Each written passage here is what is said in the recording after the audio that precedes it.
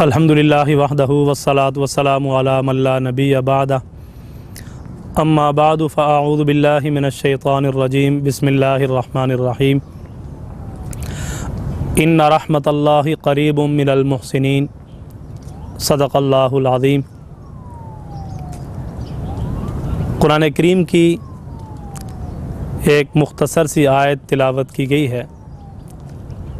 اللہ تعالیٰ اس آیت کے اندر ارشاد فرماتے ہیں کہ بے شک اللہ کی رحمت نیکی کرنے والوں کے قریب ہوتی ہے۔ جب انسان نیکی کرتا ہے تو اللہ تعالیٰ کی رحمت اترتی ہے۔ رحمت اللہ کے قرب کو کہا جاتا ہے، اللہ کی نظر شفقت کو کہا جاتا ہے، اللہ کی مہربانی کو کہا جاتا ہے۔ اس کے مقابلے میں لفظ لعنت استعمال ہوتا ہے، جو اللہ سے دوری کے معنی میں استعمال ہوتا ہے، پھٹکار کے معنی میں استعمال ہوتا ہے، دھتکار کے معنی میں استعمال ہوتا ہے۔ جب ایک آدمی اللہ کا قریب ہو جائے، اس کو اللہ کا قرب نصیب ہو جائے، تو یوں کہا جاتا ہے کہ اس پر اللہ کی رحمت ہے۔ اور جس آدمی کو اللہ کی طرف سے دوری ہو اور اللہ کی طرف سے پھٹکار ہو تو کہا جاتا ہے کہ اس پر اللہ کی لعنت ہے۔ جب بھی کوئی آدمی کوئی نیکی کرتا ہے تو اس نیکی کی وجہ سے اللہ کی رحمت اترتی ہے، اور جب کوئی آدمی اللہ کی نافرمانی کرتا ہے، گناہ کرتا ہے، تو اس کی وجہ سے انسان لعنت کا مستحق ہو جاتا ہے۔ نیکی اللہ کی رحمت کو کھینچتی ہے اور گناہ لعنت کو کھینچتا ہے۔ تو اب جتنا زیادہ اللہ کی نیکیاں طاعت و فرم برداری کی جائے گی تو اتنا ہی زیادہ اللہ کی رحمتوں کا نزول ہوگا۔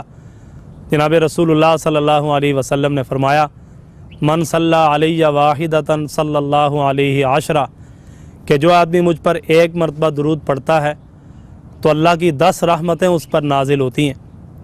تو درود پاک پڑھنا اللہ کی ایک عبادت بھی ہے، نیکی بھی ہے۔ اور اسی طرح جو آدمی قرآن پاک کی تلاوت کرتا ہے، ایک ایک حرف پر اللہ کی طرف سے 10 نیکیاں ملتی ہیں، اور ہر نیکی پر اللہ کی طرف سے رحمتوں کا نزول ہوتا ہے۔ عبادت کرتا ہے، نماز پڑھتا ہے، روزہ رکھتا ہے، حج ادا کرتا ہے، یا کوئی بھی نیکی کا چھوٹا بڑا کام کرتا ہے، زبان سے اللہ کا ذکر کرتا ہے، ہر نیکی پر اللہ کی طرف سے انسان اللہ کی رحمت کا مستحق ہو جاتا ہے۔ اللہ کے قرب کا ذریعہ نیکی ہے، اللہ کے تعلق کا ذریعہ نیکی ہے، اللہ کے نظر شفقت لینے کا ذریعہ نیکی ہے۔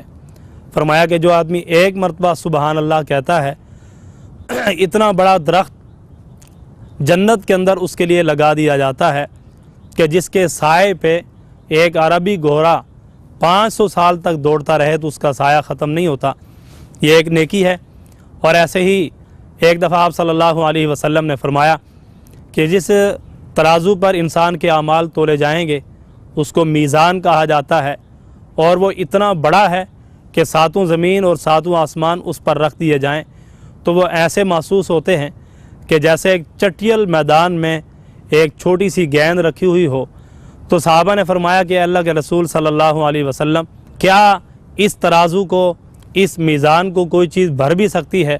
تو جناب رسول اللہ صلی اللہ علیہ وسلم نے فرمایا، الحمدللہ تملأ المیزان، کہ الحمدللہ جو ہے یہ اللہ کے اس ترازو اور میزان کو بھر دیتا ہے۔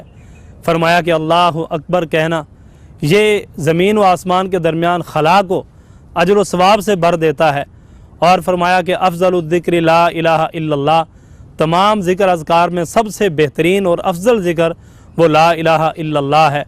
تو جو بھی زبان سے اللہ کا ذکر کیا جائے، رسول اللہ صلی اللہ علیہ وسلم پر درود پڑھا جائے، قرآن پاک کی تلاوت کی جائے، کوئی بھی نیکی کا کام کیا جائے، اللہ اس نیکی کی وجہ سے رحمتوں کا نزول فرماتے ہیں۔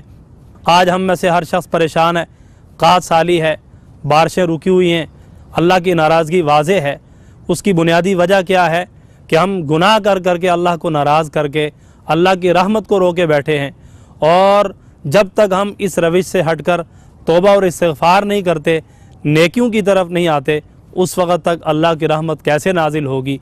अल्लाह की रहमत का लाने का एक ही तरीका है कि नेकी की जाए, बुराई को ख़त्म किया जाए, बेहयाई को ख़त्म किया जाए, फाशी उरियानी को ख़त्म किया जाए और ताअत व फर्माबरदारी को उरूज दिया जाए, फ़रोग़ दिया जाए, नेकियों का उरूज हो, नेकियों का फ़रोग़ हो, नेकियों का रिवाज हो।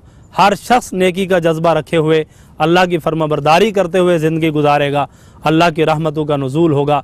हज़रत उमर रज़ी अल्लाह ताला अन्हु के दौर में ज़लज़ला आया, आपने ज़मीन पर दुर्रा मारा और फरमाया कि ए ज़मीन तू क्यों हिलती है, क्या उमर ने तुझ पर इंसाफ़ नहीं किया। फरमाया कि उस वक़्त से लेकर आज तक मदीने के अंदर ज़लज़ला नहीं आया। मालूम ये हुआ कि जब गुनाह होगा तो ज़लज़ले आएंगे, गुनाह होगा सैलाब आएंगे, गुनाह होंगे अल्लाह की रहमत रोक दी जाएगी, गुनाह होंगे अल्लाह की लानत के मुस्तहिक हो जाएंगे, अल्लाह की रहमत से दूर हो जाएंगे। और इन सारी चीज़ों को ख़त्म करने के लिए इस ज़मीन पर इंसाफ़ कायम करना होगा, मुआशरे में इंसाफ़ लाना होगा, मुआशरे के अंदर नेकी को फ़रोग़ देना होगा, अपनी ज़िंदगी में नेकी को लाना होगा और ये नेकी की तालीम, ये नेकी की दावत दूसरे इंसानों तक पहुँचा कर इस मुआशरे को पुरअमन बनाना होगा। तो एक ही हल है कि हम नेकियों की तरफ आएँ। अल्लाह के अहकामात को पूरा करना नेकी है। प्यारे महबूब सल्लल्लाहु अलैहि वसल्लम की तालीमात के मुताबिक ज़िंदगी गुजारना, आपकी एक एक सुन्नत को ज़िंदा करना ये नेकी है। आपकी एक एक अदा को अपनाना ये नेकी है। आपकी मुआशरत, आपके अखलाक को अपनाना ये नेकी है। अल्लाह के अहकामात को प्यारे महबूब सल्लल्लाहु अलैहि वसल्लम के मुबारक तरीक़ों के मुताबिक अदा करना ये नेकी है। और अल्लाह और उसके रसूल की बात ना मानना ये गुनाह है, ये नाफरमानी है। तो जब तक हमारे ये गुनाह होते रहेंगे अल्लाह की रहमत रुकी रहेगी। झूठ बोलना गुनाह है। अल्लाह ने फरमाया कि लानतुल्लाहि अलल काज़िबीन, झूठ बोलने वालों पर अल्लाह की लानत है।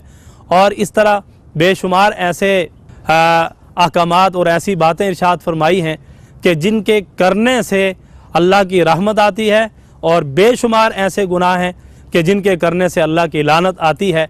तो हमें इस बात पर ये अपने आप को लाना होगा कि हम अल्लाह की रहमत को अगर लाना चाहते हैं तो फिर नेकी का माहौल पैदा करना पड़ेगा।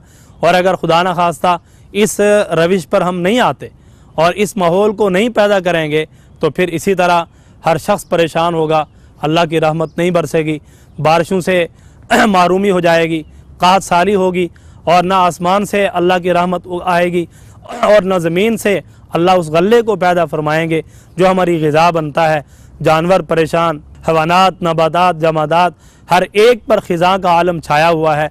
बाहर लाएंगे तो बाहर लाने का ज़रिया अल्लाह की नेकी है, अल्लाह की फर्माबरदारी है।